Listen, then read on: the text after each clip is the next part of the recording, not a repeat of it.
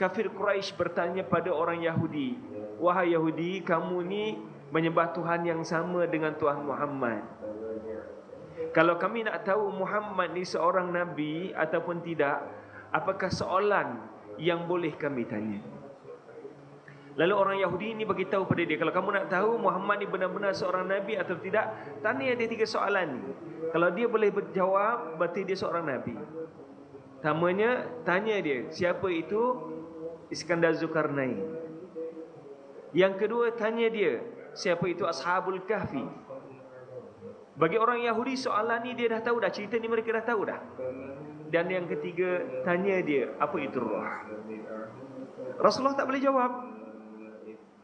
Tetapi Rasulullah yakin Allah akan bagi penjelasan pada beliau, sebab persoalan ini penting untuk jawab.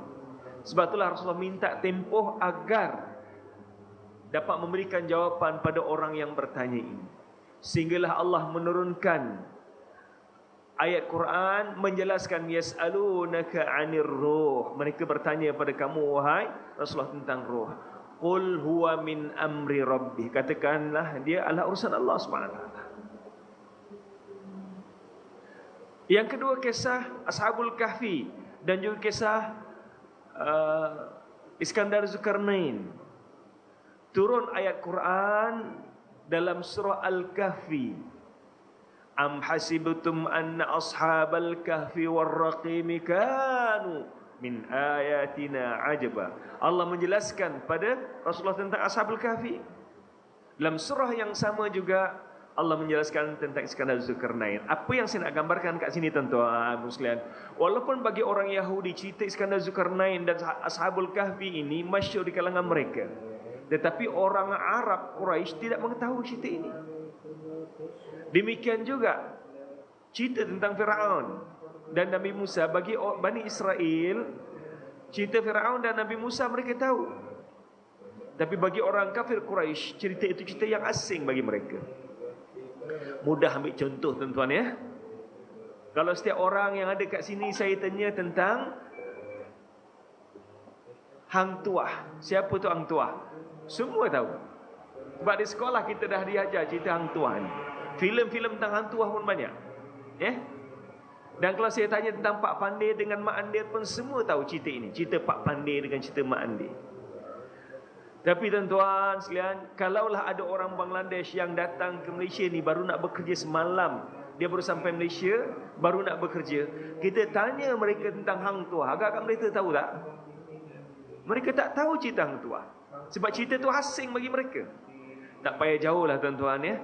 Indonesia ni yang tak jauh dengan kita. Kalau sini, dari sini kita nak pergi ke Padang 1 jam suku je tuan-tuan. Tak jauh pun naik terbang. Tapi banyak cerita-cerita yang ada di sana kita tak tahu.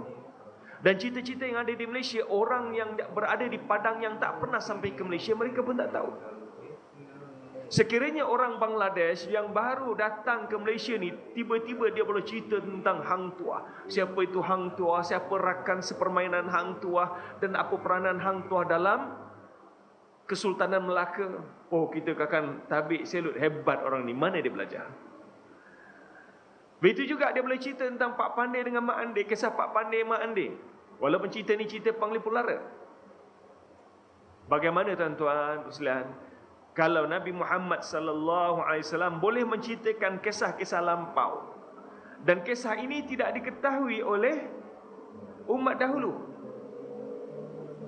di kalangan orang Arab, tapi Nabi Muhammad boleh menceritakan detail, bahkan bukti-bukti itu ada. Okey, saya ambil contoh ni tuan-tuan. Kisah bagi kita dah tahu dah kisah ini sebab cerita ini ada dalam Quran. Kisah di antara Nabi Musa dan Firaun ya. Saya nak ambil hujung cerita ni bagaimana Nabi Musa alaihissalam dilahirkan di Mesir. Dalam keadaan Firaun ketika itu memberikan arahan untuk membunuh semua bayi-bayi lelaki Bani Israel yang baru lahir. Ibunya kebimbangan, Allah berikan wahyu pada ibunya agar menghanyutkan Firaun di dalam sungai. Tiba-tiba air sungai membawa Nabi Musa ke tempat di mana isteri Firaun mandi. Betapa bimbang ibu Nabi Musa ketika mana bayinya yang nak diselamatkan diambil oleh isteri Firaun. Dalam keadaan isteri Firaun tidak ada anak, dibawa balik ke istana dan dia memujuk suaminya agar jadikan dia sebagai anak angkat. Tuan-tuan sekalian, bayangkan bagaimana perasaan seorang ibu yang tahu bahawa anaknya nak dibunuh dan diperintahkan supaya dihanyutkan di sungai. Tiba-tiba dah dihanyutkan, diambil pula oleh isteri Firaun yang bakal membunuh bayi. Dan bayi dibawa ke istana. Tiba-tiba ini takdir Allah SWT, ketentuan Allah, perancangan Allah. Firaun setuju untuk menjadikan Nabi Musa sebagai anak angkatnya. Yang akhirnya Nabi Musa membesar dalam istana Firaun. Not only that, kehebatan perancangan Allah SWT, kebimbangan ibu Nabi Musa AS ini akhirnya hilang apabila keyakinan timbul bahawa Firaun akan menjaga bayinya. Bahkan kerinduan itu terubat apabila ibunya sendiri dijemput datang ke istana untuk menyusukan bayi. Bayi nak membesar kena ada ibu susuan. Ibu susuan yang ada, tidak ada seorang pun yang dapat diterima oleh Nabi Musa. Kakak Nabi Musa yang mengikuti apa yang berlaku ini kata, hal adullukum, hendakkah aku tunjukkan kepada kamu seorang wanita yang boleh menyusukan bayi ini? Dan dipanggillah ibu Nabi Musa ke dalam istana Firaun dan menjadi ibu. Orang anggap dia sebagai ibu susuan, tapi sebenarnya Allah kembalikan Nabi Musa kepada ibunya sendiri. Itu perancangan Allah SWT. Yang akhirnya Nabi Musa yang menjadi kebimbangan bagi Firaun ini meruntuhkan kerajaan Firaun menjadi kenyataan. Apa yang berlaku saya nak pendekkan cerita, nak ambil apa yang ditemui oleh Dr. Morris Bukit tuan-tuan. Apabila Nabi Musa telah menunjukkan kehebatannya, mukjizatnya di depan ahli sihir Firaun, di mana ahli sihir Firaun membuat tali menjadi ular. Nabi Musa kebimbangan ketika itu. Allah wahyukan pada Nabi Musa untuk lemparkan tongkat dia dan tongkatnya berubah menjadi ular. Tuan-tuan, perempuan, anak-anak dah tahu cerita ini. Cuma saya nak ambil pengajaran hujungnya. Ular yang besar ini memakan semua ular-ular yang dibawa oleh ahli sihir, menyebabkan seluruh ahli sihir meyakini bahawa ini bukan sihir, ini mukjizat, menyebabkan mereka sujud, tunduk pada Tuhan Nabi Musa alaihissalam. Dan Firaun berang ketika itu, apakah kamu beriman qabla an adzana lakum? Apakah kamu nak beriman dengan Musa sebelum aku mengizinkan kamu? La uqatti'anna aydiyakum wa arjulakum, akan potong tangan dan kaki kamu. Tuan-tuan sekalian, tidak pernah berlaku dalam sejarah tamadun manusia. Sekelompok manusia pagi-pagi berkobar-kobar menentang Allah dan Rasulnya. Sebab dijanjikan oleh Firaun akan menjadi pembesar istana sekiranya berjaya mengalahkan Nabi Musa AS. Sebab itu mereka berkobar-kobar melawan Allah dan Rasulnya. Waktu zuhur, setelah melihat mukjizat Nabi Musa AS, mereka beriman pada Allah dan Rasulnya. Kemudian mendapat amaran daripada Firaun. Waktu asar mereka dihukum bunuh. Semua dihukum bunuh dan masuk syurga Allah SWT. Tak pernah berlaku, belum sempat pun beramal ibadat, belum sempat pun bersembahyang. Pagi kufur pada Allah SWT, waktu zuhur beriman pada Allah dan Rasulnya, waktu asar dibunuh dan masuk syurga Allah SWT. Sekelompok manusia tak pernah berlaku dalam sejarah. Individu-individu tertentu mungkin berlaku, ya, baru masuk Islam, pergi berjihad, mati syahid, ya, mungkin berlaku. Tapi sekelompok manusia berkobar-kobar melawan Allah dan Rasulnya, waktu zuhur beriman pada Allah, waktu asar syahid dan masuk syurga Allah SWT, hanya berlaku dalam sejarah Nabi Musa AS, iaitu ahli sihir Firaun. Kemudian Firaun membawa keluar Bani Israel daripada bumi Mesir untuk dibawa balik ke bumi Palestin. Firaun menyedari perancangan ini, lalu mengejar mereka. Dan sampailah Nabi Musa di hadapan Laut Merah. Tentera Firaun dah dekat dah. Apa nak buat ni? Depan Laut Merah, belakang Firaun dan tenteranya. Firaun dan tenteranya. Sama ada mati dalam laut ataupun mati dibunuh oleh Firaun dan tenteranya. Lalu Allah memberikan wahyu pada Nabi Musa untuk ketukkan tongkat dia, laut terbelah dua. Laut boleh membeku dan terbelah dua. Dan ini tak pernah berlaku dalam sejarah tamadun manusia, tuan-tuan. Wujudnya satu highway yang dibuka, dirasmikan, dan orang ramai lalu melintasi laut highway ini. Kemudian ditutup selama-lamanya. Hanya highway Nabi Musa AS. Tak ada highway semua. Yang dibuka kemudian ditutup selama-lamanya. Ya? Ketika mana Nabi Musa dan pengikutnya melintasi laut yang telah terbelah dua, sampailah di hujung sana. Kemudian Fir'aun melihat dengan perasaan geram, marah, dendam untuk membunuh mereka, membawa tenteranya melintasi laut. Sampai saja di tengah, Nabi Musa ketukkan tongkatnya, laut bercantum balik. Lalu mereka lemas dalam laut. But the key point, saya nak bawa tuan-tuan tengok ayat ni. Hayati ayat ni. Tuan boleh rujuk dalam surah Yunus ayat 92. Ada terpapar tak? Okey. Cuba perhatikan dalam surah Yunus ini ayat 92. Wajawazna bi bani Israil al-bahra.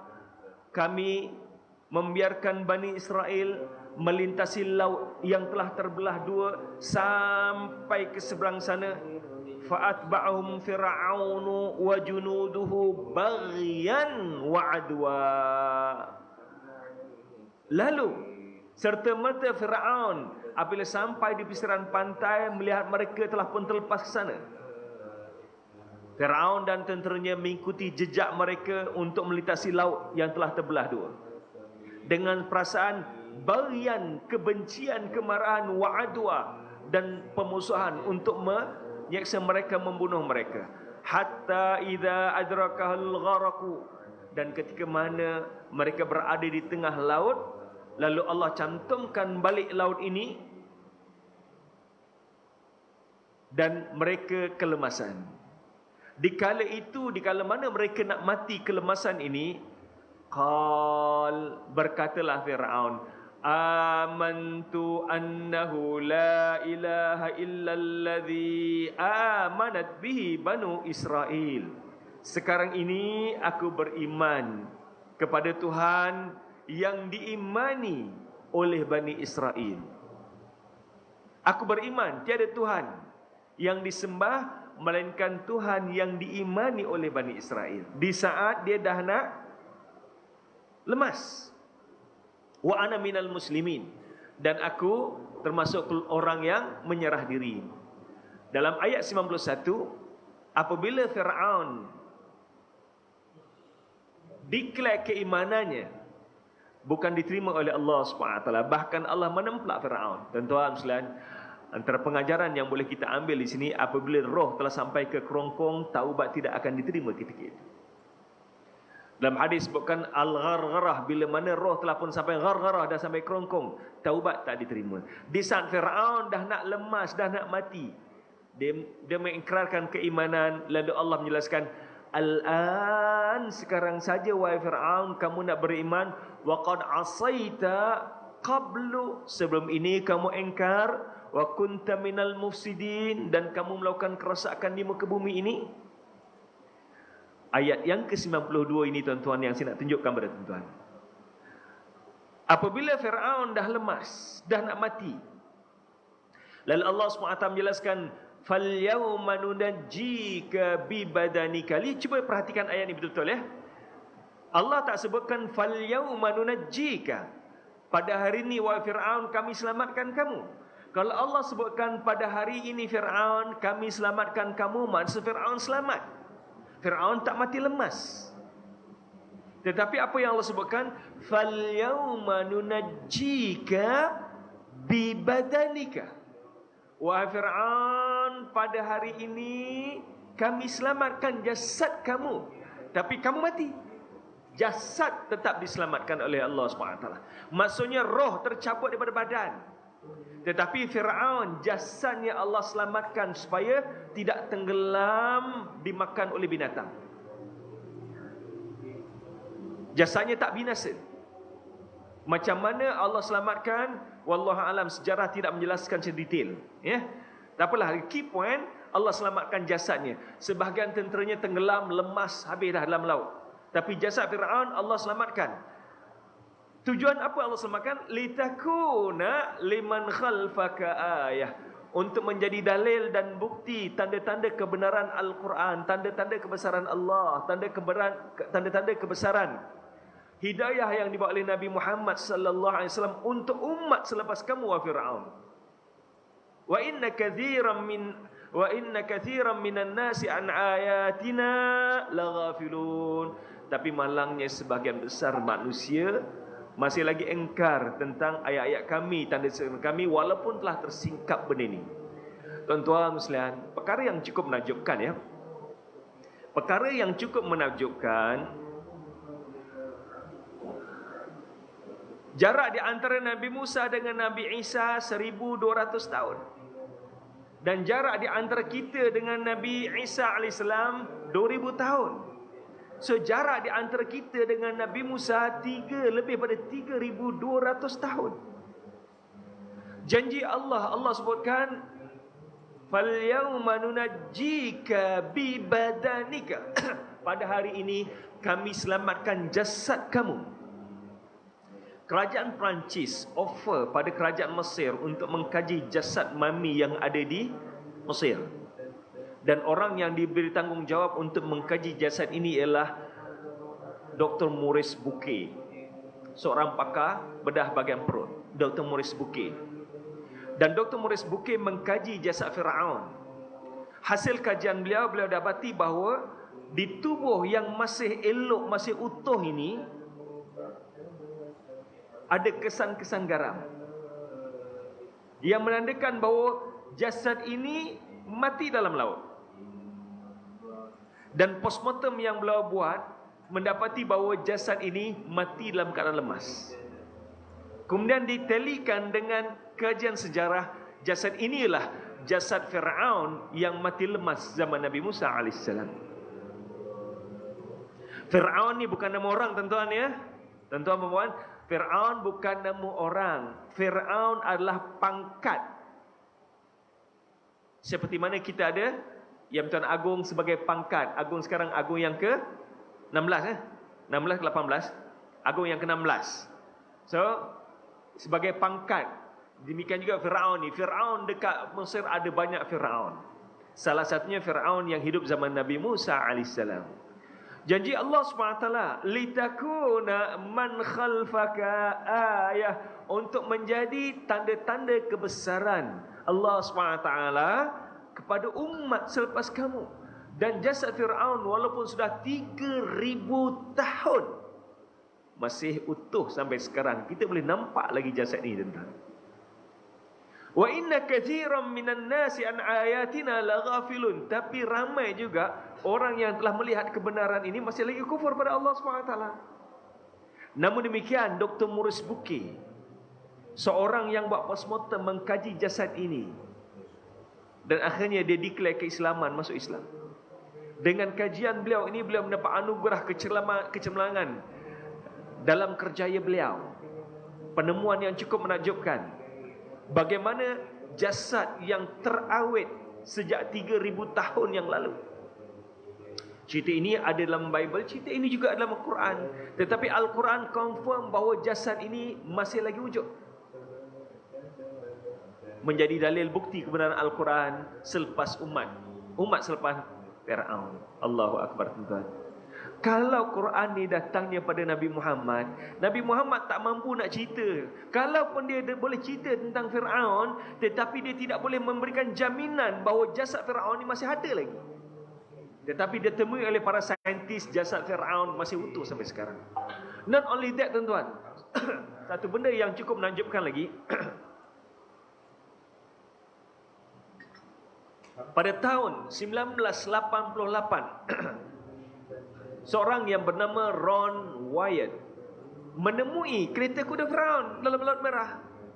Seorang oceanographer, seorang penyelam, menyelam di Laut Merah, menemui kereta kuda Fir'aun dalam Laut Merah. Membuktikan cerita ini bukan cerita dongeng. Kalau kita lihat, tuan-tuan, dalam sejarah Melayu ini, banyak cerita-cerita yang boleh dipertikaikan.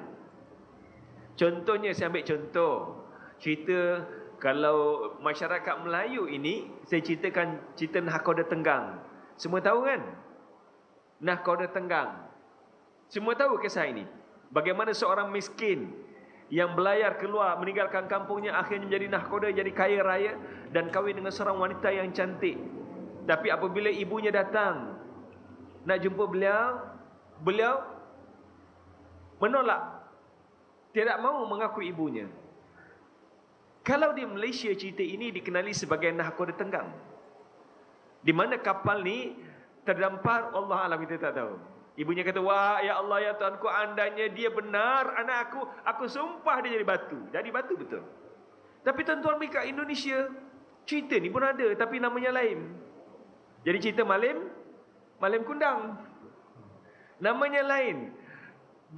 Terdampar di Palembang, di Padang. Kalau kat Malaysia, kapalnya terdampar di Batu Cave ataupun di Bukit Tereh di Muar Johor. Kalau tuan-tuan pergi kat Brunei, Nahkoda mana ceritanya?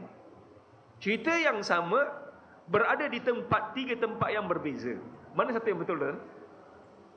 Contoh, orang kata cerita ni cerita Panglipulara. Tapi ada orang yang menyatakan bahawa cerita-cerita Quran ni hanya Panglipulara. Tak betul pun. But scientifically proven, cerita Firaun bukan cerita yang direka oleh Nabi Muhammad. Tambah lagi apabila Dr. Maurice Bucay membuktikan jasad Firaun itulah jasad yang hidup zaman Nabi Muhammad. Kemudian Ron Wyatt menemui kereta kuda yang digunakan oleh Firaun pada tahun 1988. Allahu Akbar. Ini salah satu mukjizat agung Al-Quran. Wa ma yantiqu 'anil hawa in huwa illa wahyuha. Rasulullah tak cakap ikut hawa nafsu, melainkan wahyu pada Allah SWT. Ini contoh bagaimana mukjizat Al-Quran menceritakan kisah-kisah lampau. Dan walaupun kisah ini tidak diketahui oleh masyarakat Arab ketika itu, tapi Nabi Muhammad dapat menceritakan dengan jelas dan detail. Dan cerita-cerita seperti ini, tuan-tuan, menyebabkan ada seorang doktor pakar yang bernama bukan doktor pakar, profesor Dr. Gary Miller, pakar dalam bidang mathematics, pensyarah bidang mathematics. Pada tahun 1977, beliau mengambil keputusan untuk mengkaji Al-Quran. Beliau seorang pensyarah bidang matematik, pakar dalam matematik, tetapi dalam masa yang sama beliau juga seorang mubalik Kristian. Beliau mengambil keputusan untuk mengkaji Al-Quran, dan hasil kajian ini beliau akan gunakan sebagai alat, sebagai tools untuk berdakwah pada orang Islam, memurtadkan mereka masuk agama Kristian. Dia nak mencari kesalahan-kesalahan yang ada dalam Al-Quran. Sebab dengan penuh keyakinan, the Holy Quran was written by Muhammad, not word of God. Quran adalah tulisan Muhammad, bukan kalam Allah.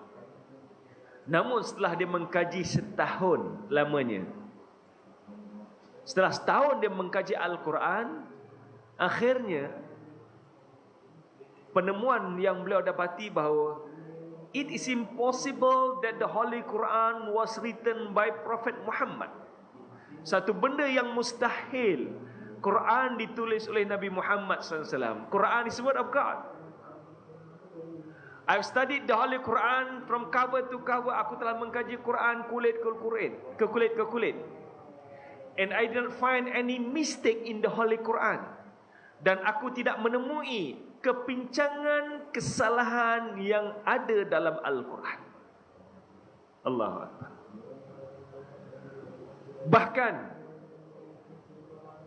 cerita-cerita yang ada dalam Al-Quran, dia kata cerita-cerita yang ada Al-Quran, diceritakan oleh Al-Quran, mustahil dapat diceritakan oleh Muhammad daripada beliau sendiri. Contohnya, tuan-tuan, cerita ayat Tabbat yada Abi Lahabin wa tab, janji Al-Quran Abu Lahab mati sebagai orang kafir, menjadi ahli neraka. Ayat ini turun pada tahun yang ketiga kenabian. Abu Lahab hanya meninggal pada tahun yang kedua hijrah. Berarti Abu Lahab ada masa 12 tahun jarak daripada turun Al-Quran sampai dia mati. So Dr. Gary Miller menyatakan bahawa dalam jangka 12 tahun Abu Lahab boleh berpura-pura masuk Islam untuk menafikan Quran ini benar. Berhenti azan dulu ya. Okey, kita berhenti azan dulu.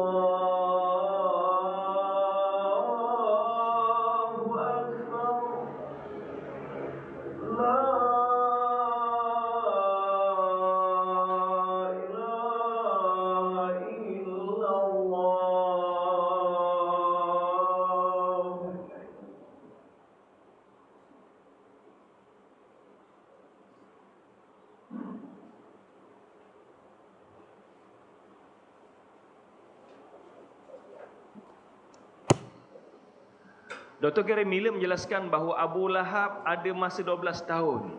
Dia boleh berpura-pura masuk Islam sekadar untuk menafikan Quran ini betul. Tapi dalam masa 12 tahun tuan-tuan, Abu Lahab tak pernah pun memeluk agama Islam. Bagaimana Nabi Muhammad boleh menceritakan 12 perkara yang akan berlaku 12 tahun akan datang, dan dia menjadi kenyataan sebenarnya yang boleh diceritakan oleh Al-Quran. Tidak mungkin Quran datangnya pada Nabi Muhammad. Sebab itulah pada tahun 1978, selepas setahun beliau mengkaji Quran, akhirnya Dr. Gary Miller memeluk agama Islam dan menulis satu buku yang terkenal, tajuknya The Amazing Quran. keajaiban yang ada dalam Al-Quran. Banyak penemuan-penemuan yang beliau dapati bahawa Al-Quran, it is impossible that the Holy Quran is a word of human beings. Mustahil Quran ni ditulis oleh manusia.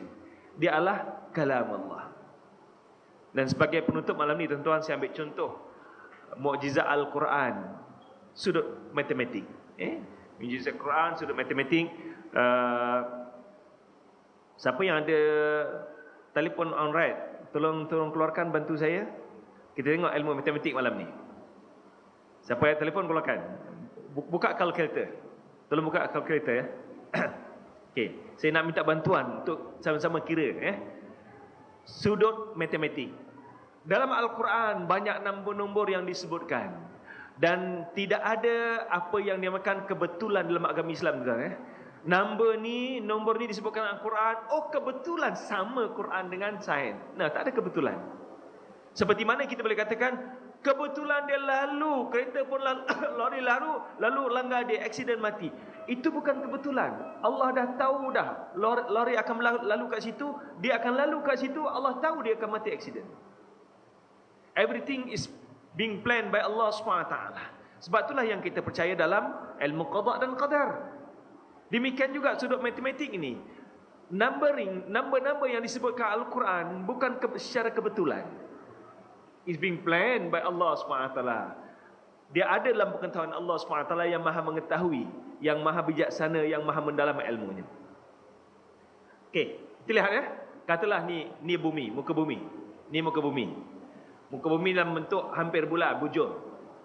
Okey, muka bumi terdiri pada lautan dan daratan. Lautan dan daratan. Tanya anak muda baju merah ni. Bang, umur berapa tahun?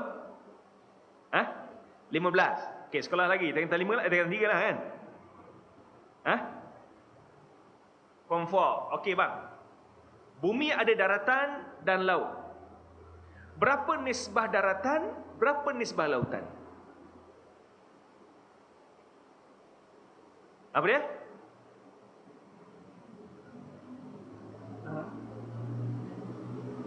Lautan 2 bahagian, masa 1/3.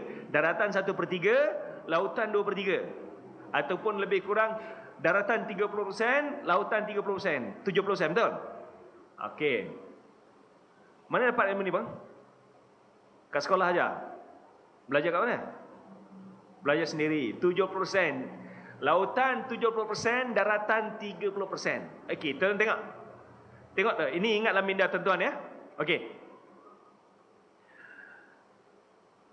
Al-Quran sebenarnya nombor angka yang ditemui oleh para saintis bukan 70-30. Hampir dibundarkan 70-30. Tapi exact number bukan itu. Exact number hampir 30% daratan, lautan melebihi 70%, lebih sikit. Berapanya saya akan tunjuk kemudian. Okey. Al-Quran menyebutkan tentang daratan.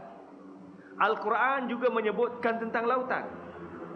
Berapa kali lautan disebut dalam Al-Quran? Al-Quran menyebut lautan sebanyak 32 kali.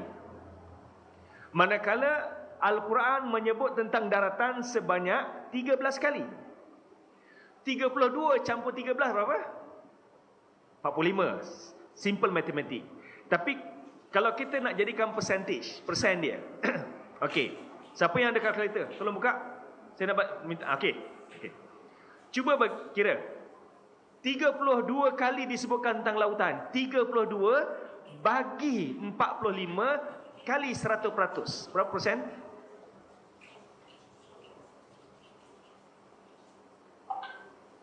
Siapa yang dapat tolong begitu? 7?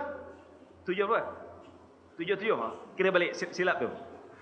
32 bagi 45 kali 100. Kalau Adi Putra tak payah pakai kalkulator ni, terus boleh lah.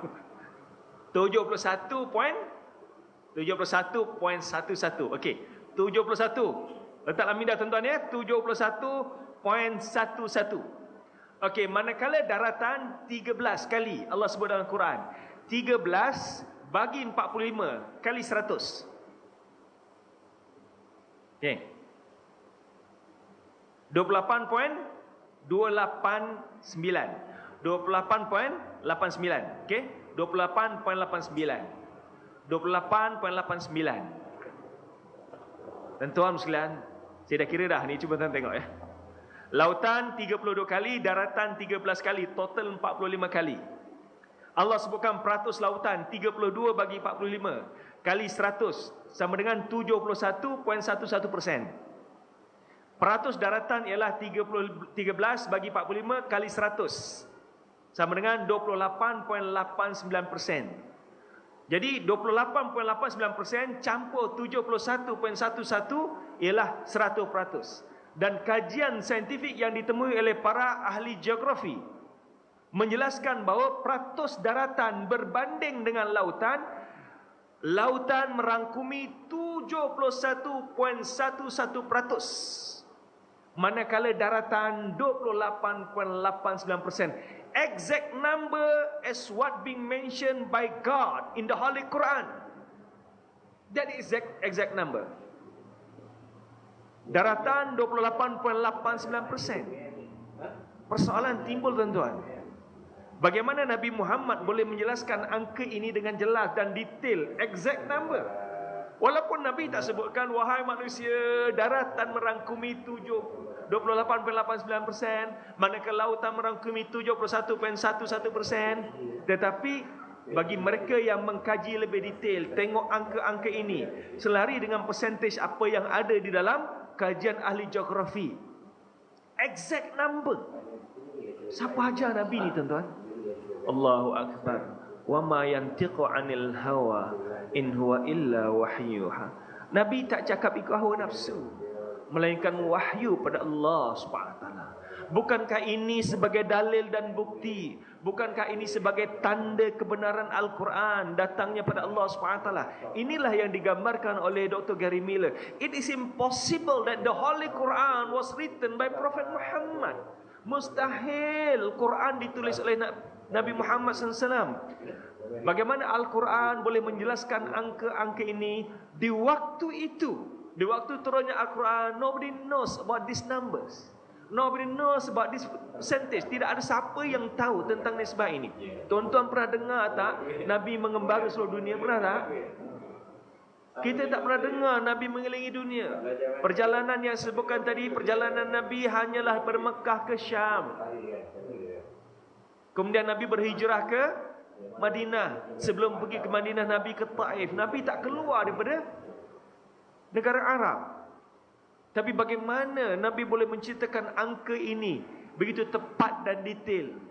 Dan inilah yang Dr. Gary Miller, antara sebab utama Dr. Gary Miller setelah mengkaji Al-Quran selama setahun, akhirnya boleh menyatakan bahawa Quran adalah tulisan, bukan tulisan manusia, bahkan kalam Allah.